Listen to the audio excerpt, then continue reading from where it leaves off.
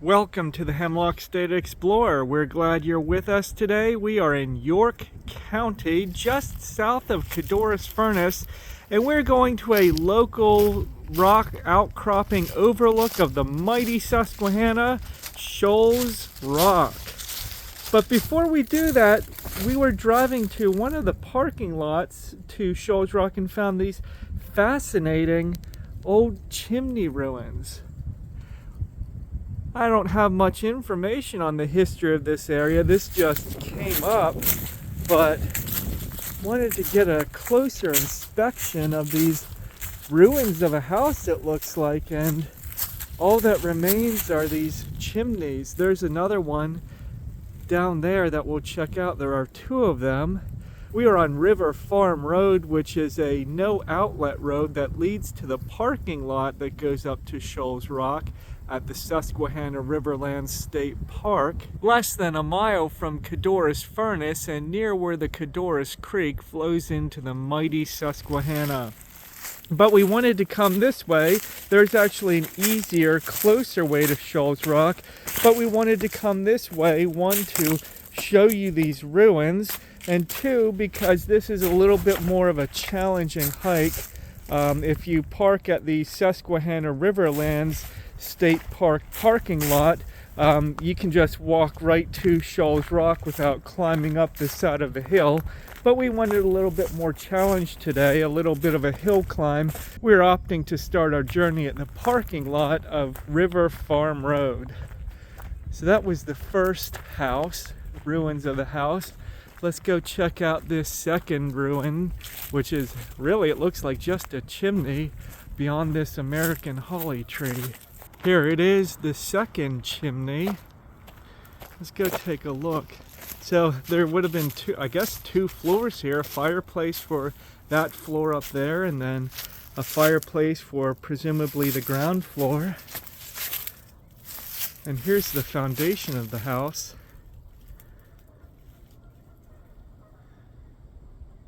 Very cool. Let's take a walk around the side. So there's a block wall behind it. Really have no idea what this would have been other than a residence, perhaps. Here's some block on top of an older, presumably stone wall. But that was an interesting find. There's actually a trail, it looks like, in between the two houses. So let's take a look up there before we start our journey proper to Scholes Rock. Well, this is not the way we planned on going at all, but there is an old grade that's leading up the hill. Maybe it goes to Scholes Rock, I don't know. But we encountered this pipe running through the stream,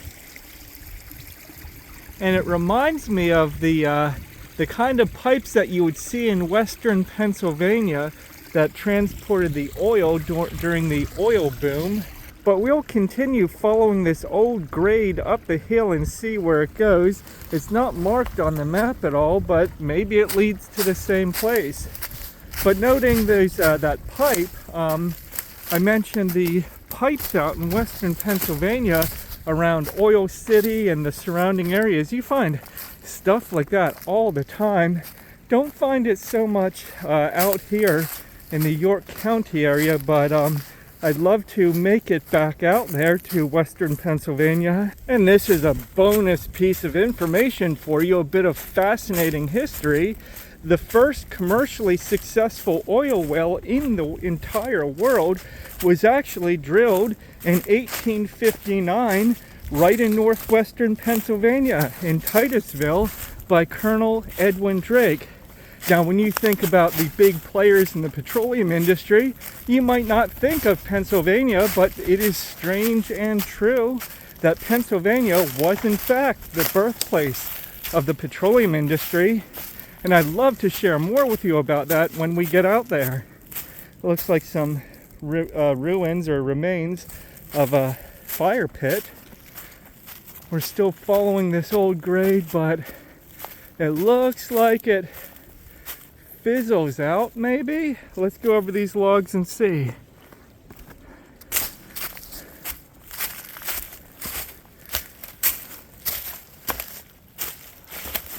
And we might be reaching the end of the trail. Actually, does the grade cross over to the other side? It's hard to tell. Let's get a view from up here. Yeah, in these areas in southeastern Pennsylvania, and actually much of Pennsylvania, it was logged multiple times over.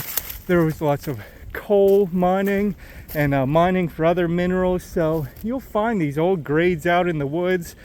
Sometimes they go for quite a while, but as in this case, it looks like it just fizzles out, or it's been excavated, or the earth has moved over the years. So I think we've reached the end of this trail. Let's go back to those house ruins, and we'll pick up the trail proper to Scholes Rock. All right, well, that was a fun excursion. I don't know much about those houses, and I don't know what that old pipe would have been for, but that was fun going up into the ravine just to see what was there. But here we are at the parking lot proper to the old grade that goes up to Scholes Rock. You can see there's actually a family out that way. That trail leads to the point where the Codorus Creek flows into the Susquehanna. And you see this blue blaze right here. That indicates that we are in fact on a section of the wonderful Mason-Dixon Trail that runs from about Wilmington, Delaware, then heads west and then north up along the west side of the Susquehanna.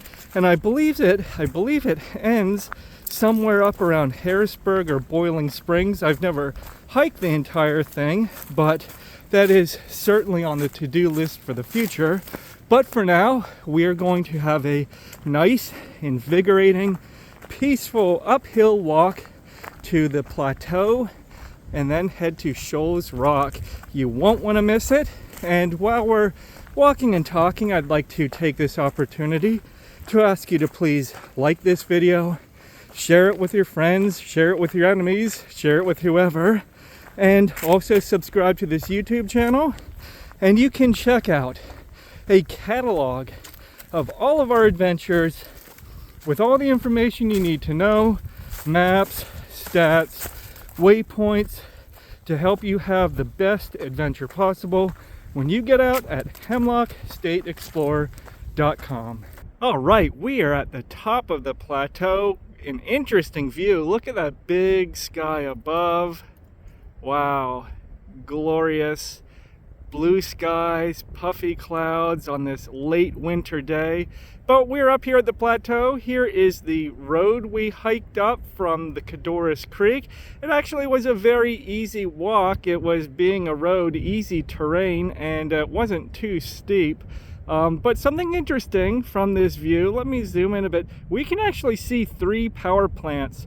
Our beloved Susquehanna River is the largest non-navigable river, or rather longest non-navigable river east of the Mississippi. And in this area, it's used a lot for power generation. We see in front of us Bruner Island, which is a coal plant, and you can actually, if you look closely, let me zoom in, you can see like a cloud of mist. I believe that's debris from the ash pile. And then beyond that, if I pan to the right, do you see those concrete cylinders? Well, that is our former 3 Mile Island, now purchased by Constellation Energy, and I believe they're going to be powering it back up in just a few years. And then panning to the right just a little bit, you see Lancaster County Solid Waste Management Facility, and the I guess they call it the soy to energy. I don't know exactly what they do. I think they might incinerate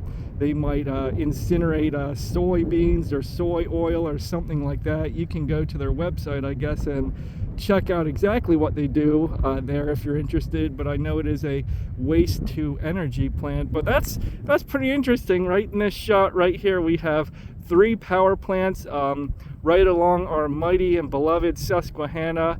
It looks like that ash pile is really kicking up some dust from Bruner Island.